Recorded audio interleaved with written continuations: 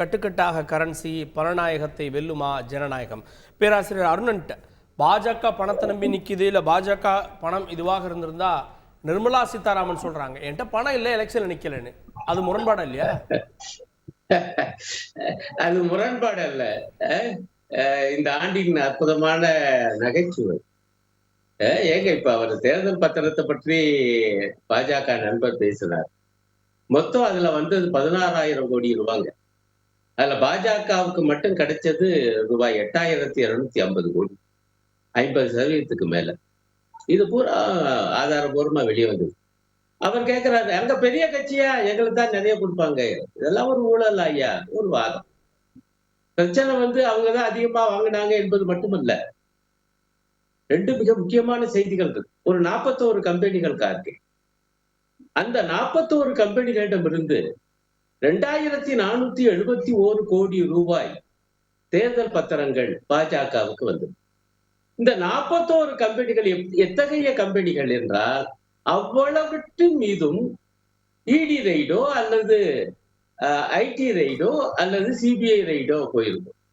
இந்த 41 கம்பெனிகளை பத்திய முழு விவரத்தை கொடுத்து, இந்தந்த தேதியில ரைடு நடந்திருக்கு, இந்தந்த கம்பெனிகள் இப்ப இந்தந்த தேதியில தேர்தல் பத்திரம் வாங்கி அதை பாஜக கொடுத்திருக்கு என்று ஒரு ஆங்கில ஏற்றுல முழு பக்கம் அந்த செய்தி வந்தது. சில நாட்களுக்கு முன்புதான். நானும் பார்க்கிறேன், அதுக்கு ஏதேனும் மறுப்பு சொல்லுவாங்க பாஜக தரப்புல இருந்து. இல்ல, அப்படி என்றால் இது எவ்வளவு பெரிய கொடுமை. அமலாக்கத்துறையும் வருமான வரித்துறையையும் மத்திய புலனாய்வு துறையும் பயன்படுத்தி சில கம்பெனிகளை மிரட்டி நீங்க பணம் வாங்கியிருக்கீங்க தேர்தல் நிதி பத்திரத்தின் மூலமாக. இன்னொரு செய்தி, அது இன்னொரு பெரிய ஆங்கில ஏடு, மிக முக்கியமான ஆங்கில ஏடு, அதுலயும் ஒரு முழு பக்க செய்தி. அது என்னன்னா, ஒரு 45 கம்பெனிகள் பாஜகவுக்கு தேர்தல் பத்திரங்கள் வாங்கி கொடுத்திருக்கு. அந்த 45 கம்பெனிகளுடைய யோக்கியதை பற்றி அந்த செய்தி ஆய்வு பண்ணுது. அது என்னன்னா, அதுல பல கம்பெனிகள் நட்டக்கணக்கு. நட்டம் அடைஞ்சது எப்படியா இத்தனை கோடி ரூபாய் ஆளுங்கட்சிக்கு நிதி கொடுத்தாங்க. இன்னும் சில கம்பெனிகளுடைய அவங்களே தலைப்பை போட்டுக்காங்க, அதனுடைய நிதி ஆதாரம் சந்தேகத்திற்கு உரியது. அப்படின்னா என்ன அர்த்தம்? அங்க சட்டவிரோத பண பரிவர்த்தனை நடந்திருக்கலாம். அதாவது பொய்யாக சில கம்பெனிகளை உருவாக்கி நட்டக்கணக்கு காமிக்கும், ஆனா நிதி மட்டும் கொடுப்பாங்க. நிதி எப்படி வந்துச்சு அதெல்லாம் ஆய்வு பண்ண வேண்டிய. ஏன்னா இவங்க சட்டத்தை திருத்தி விட்டாங்க. முன்பு லாபத்துல 7.5% தான் நிதி கொடுக்க முடியும் அரசியல் கட்சிக்கு. இப்ப லாபமே வேண்டாம், 7.5% வேண்டாம், நட்டமே இருந்தாலும் எவ்வளவு வேணாலும் நிதி கொடுக்கலாம். ஆக்குனது யாரு? இதே மோடி அரசு. ஆக இந்த இவ்வளவு வேலையை பண்ணிவிட்டு இதெல்லாம் இப்ப ஊழல் இல்லையா? இது எவ்வளவு பெரிய ஊழல் என்று ஒருத்தர் சொல்லியிருக்காரு. அவர் சொல்லியிருக்காரு, இது இந்தியாவிலேயே மிகப்பெரிய ஊழல் அல்ல, உலகிலேயே மிகப்பெரிய ஊழல். சொன்னது யார் தெரியுமா? நிதி அமைச்சருடைய கணவர். அவர் மிகப்பெரிய பொருளாதார ஞானியும் கூட. ஆக நாங்க மட்டும் சொல்லலங்க ஐயா, இந்த உலகமே சொல்லுது, நாடே சொல்லுது. இடையா உலகத்துல எங்கேயாவது இப்படி இருக்குமா? இந்த மாதிரி கூத்தா இருக்குது. அதாவது ஊழலை சட்டபூர்வமாக்கிட்டீங்க தேர்தல் பத்திரம் என்கிற முறையில. ஆனா அதுக்குள்ளேயும் இந்த சட்டவிரோத செயல்கள், இந்த மாதிரி அரசு அமைப்புகளை பயன்படுத்தி மிரட்டி வாங்குவது என்பதும் நடந்திருக்கு என்பது இந்த உச்ச நீதிமன்ற தீர்ப்பின் காரணமாக இந்த விவரங்கள் எல்லாம் முழுசா வந்த பிறகு, எந்த கம்பெனி எந்த கட்சியை கொடுத்துச்சுன்னு வந்த பிறகுதான் பாஜகவுடைய திருவிளையாடல்கள் இன்றைக்கு இந்திய மக்களுக்கு தெரிய வந்திருக்கு. இப்ப தேர்தல் பத்திரத்தில் இவ்வளவு நிதி வாங்கியிருக்காங்க அப்படின்றீங்க. பாஜக கொடுக்குறதா இருந்தா ஒயிட்லயே கொடுக்கலாம். இப்படி ஒரு பணம் போகுது அப்படின்னா அதையும் நம்ம பாஜகவை தான் சந்தேகப்படணுமா? ஏங்க, தேர்தல் பத்திரத்துல வந்தது ஒயிட் ஆயிடுச்சு. கார்த்திகேயனுடைய வாதத்தை ஏற்றுக்கொள்கிறேன். அந்த கணக்கெல்லாம் நான் சொல்லிட்டேன். அதையும் தாண்டி எவ்வளவு வாங்கி வச்சிருக்காங்க போல் இருக்குங்க. கருப்பு பணமா? இல்லாட்டி இந்த 4 கோடி ரூபாய் எப்படி நீங்க ஒரு கட்சி வேட்பாளருக்கு கொடுக்கறதுன்னா அதுக்கு கட்டுப்பாடு இருக்குது. அதுதான் நான் அப்போதைக்கு எடுத்து சொல்லி சொன்னேன். 95 லட்சத்துக்கு மேல அவர் செலவு செய்ய முடியாதுல்ல. அப்ப 4 கோடி ரூபாய் போகுது.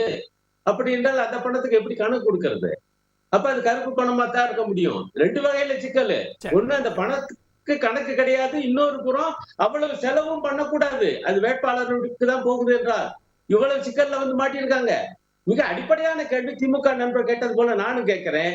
வருமான வரித்துறை 2 நாட்களாக என்ன செய்கிறது? இதுவே வேறு கட்சி என்றால், பாஜக அல்லாத கட்சி என்றால் பாஞ்சு பராண்டி இருக்க மாட்டாங்க.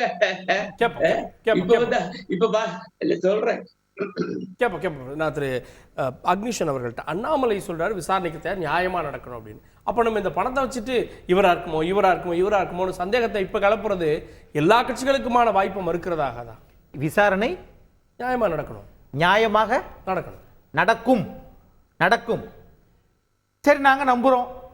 நான் இப்ப கேட்கிறேன், பம்பரம் சின்னத்தை நீங்கள் ஒதுக்கவில்லை, வேற ஒரு கூட்டணி கட்சிகள் பிற கூட்டணி கட்சிகளுக்கு கொடுக்கவில்லை.